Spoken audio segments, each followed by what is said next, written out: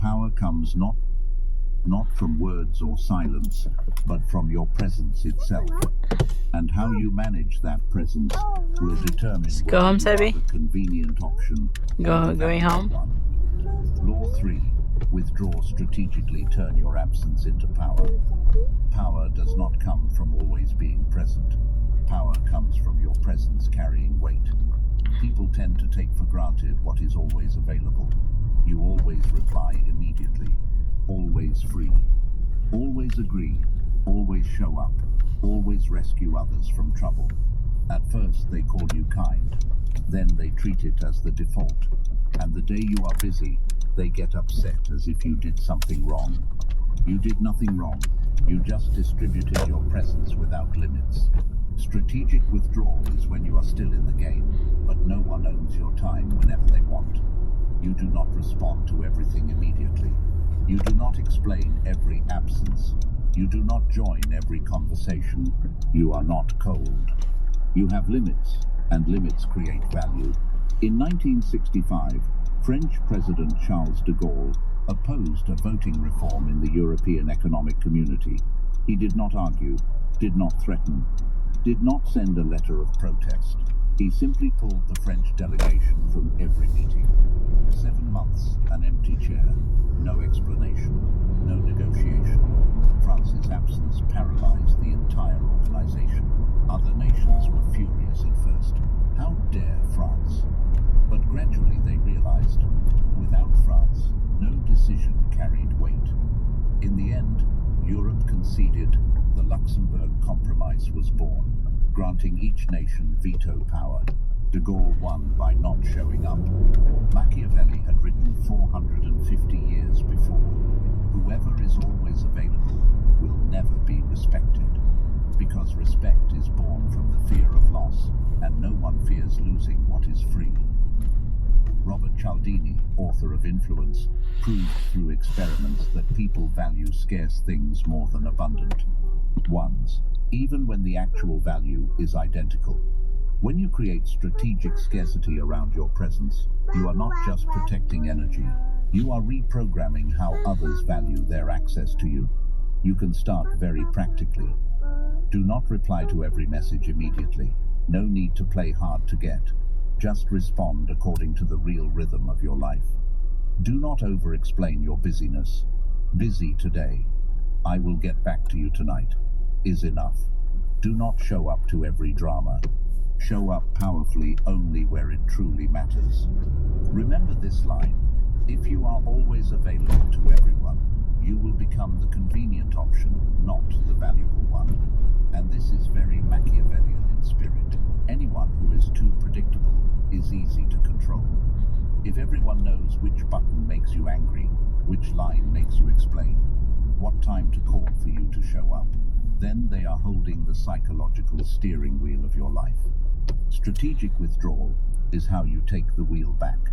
But withdrawal only controls physical space. There is a more dangerous battlefield, the one inside the other person's head. The most powerful weapon, being completely ignored. If you are recognizing a relationship where you always show up but are never valued, drop a comment. Silence is power. Because awareness is the first step. Law 4. Understand the psychology of being ignored, the void that destroys the other person. What people fear most is not being opposed. It is not being acknowledged as existing. In an argument, whether you win or lose, you are still seen. But when you are completely ignored, the ego hurts in a different way. It creates a void, and the brain hates voids. It will invent its own answers. Why are they not reacting? Am I not strong enough? Do they look down on me? Or am I just not important? Then they start building a story about you in their head, telling their friends, checking whether you are online, whether you read the message, watching your behavior more closely. Meanwhile, you are living your life. That is a transfer of power. In 168 BC, Roman envoy Gaius Popilius Laenas was sent to Egypt to meet King Antiochus IV, who was preparing to invade Antiochus was one of the most powerful kings in the Middle East, commanding a massive army, riding a wave of momentum. He expected a long negotiation, bargaining, threats, diplomacy, but Popilius did not argue. He handed Antiochus a letter from the Senate, demanding withdrawal. Antiochus said, "Let me think about it." Popilius calmly drew a circle in the sand, right at Antiochus's feet, and said, "Give your answer before you step out of this circle." No further explanation, no threats, just silent waiting. Antiochus, at the peak of his power, withdrew his army, not because Popilius was stronger, but because that absolute calm created a void that Antiochus did not know how to fill. Kipling Williams, the psychologist at Purdue University, developed the cyberball experiment. 3 players toss a virtual ball, then 2 of them stop throwing to the third. The result? The excluded person experienced a neural response identical to physical pain. The anterior cingulate cortex lit up on fMRI, exactly as if they had been punched. Being ignored is not nothing happening. To the brain, being ignored is a real attack. Think about the kind of person in your friend group or workplace who always likes to poke, throw passive-aggressive lines, push jokes too far just to see how you react. If you react strongly, they get data. Ah, that button works. They will continue. But if you give a dry smile, do not explain, do not seek justice on the spot, and reduce your interaction with them afterward, they lose their playground. Many people do not stop because they are good. They stop because the reward is gone. Of course, ignoring is not a hammer for everything. You should ignore petty provocation, engagement bait comments, people with no role in your life, arguments that cannot create results. You should not ignore legal matters, your reputation in a professional environment, serious boundary violations, and the most common mistake, ignoring on the outside while burning on the inside, still rereading the message 20 times, still telling 5 people about it, still losing sleep. That is not ignoring. That is delaying your reaction. Real ignoring is cutting the interaction and cutting the mental replay loop, then returning to your goal.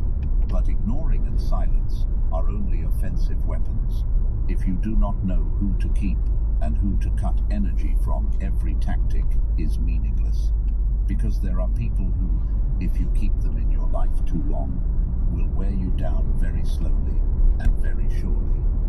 Law 5. Sort and cut 3 types of people who drain you dry. Not everyone who annoys you is an enemy, but there are people who, if kept too long, will bleed you dry. The first type, the covert saboteur. They do not hate you openly. This type is more dangerous, polite to your face, twisting information behind your back, pretending to give feedback when the real goal is to undermine your credibility. They tend to show up right when you just landed a good opportunity, then plant one very reasonable sounding line. That is nice, but it probably will not last.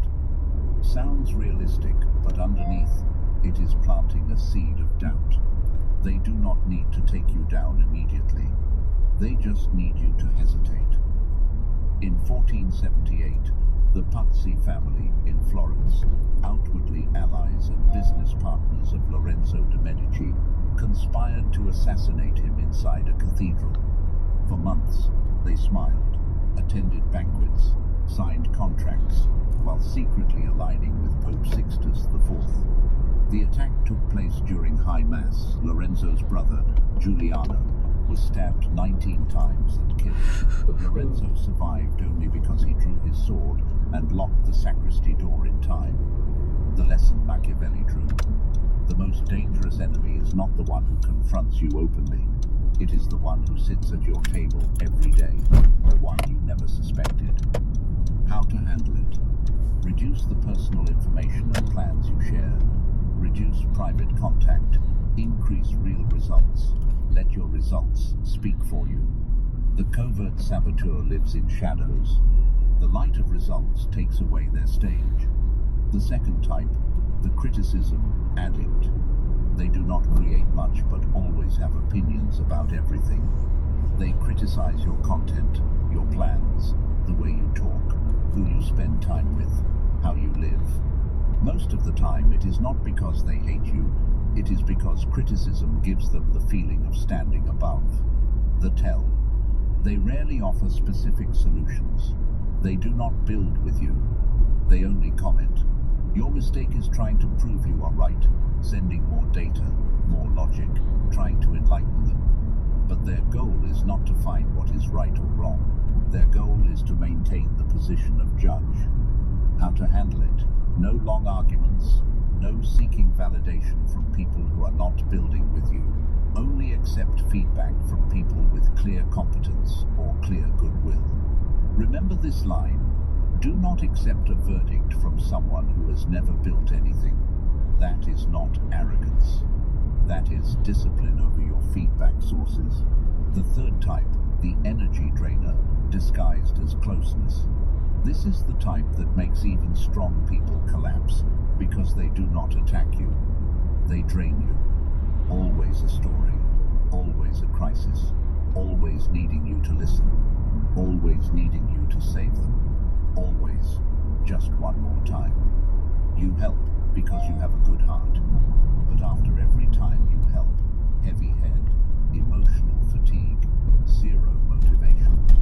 Judith Orloff, psychiatrist at UCLA, described the phenomenon of energy vampires, people who absorb emotional energy not out of malice, but because they never developed the ability to self-regulate. How to handle it? No need to vanish suddenly. Just change the structure of the interaction, reduce reply frequency, reduce call length. Do not join every crisis. Respond briefly and clearly. For example, instead of listening for 2 hours every night, say, "I am slammed this week. If you need me, Sunday night for 15 minutes. Ooh. That is a boundary, not cruelty. And remember, not every relationship needs to end, but every relationship needs limits. Whoever respects your limits can stay. Whoever gets angry when you have limits never respected you. They only liked having access to you. But sorting the right people is only arranging the outside.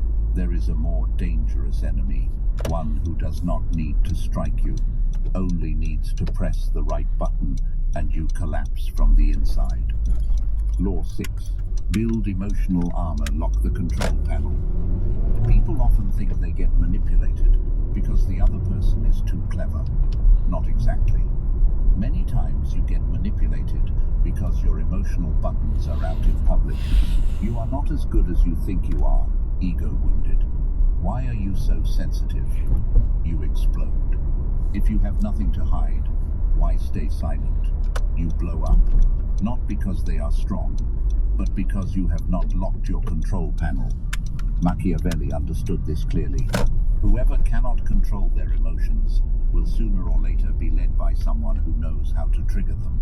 In 216 BC, Hannibal Barca, the military genius from Carthage, faced the Roman army at Cannae. Roman commander Gaius Terentius Varro was hot-headed, eager to prove himself, hungry for glory. Hannibal knew exactly which button to press. He ordered his center to fake a retreat, pulling back slowly, creating the illusion that Carthage was losing exactly what Varro wanted to see. Varro charged straight in all cavalry, all infantry, pouring into the pocket Hannibal had prepared. The two Carthaginian flanks closed like a vice.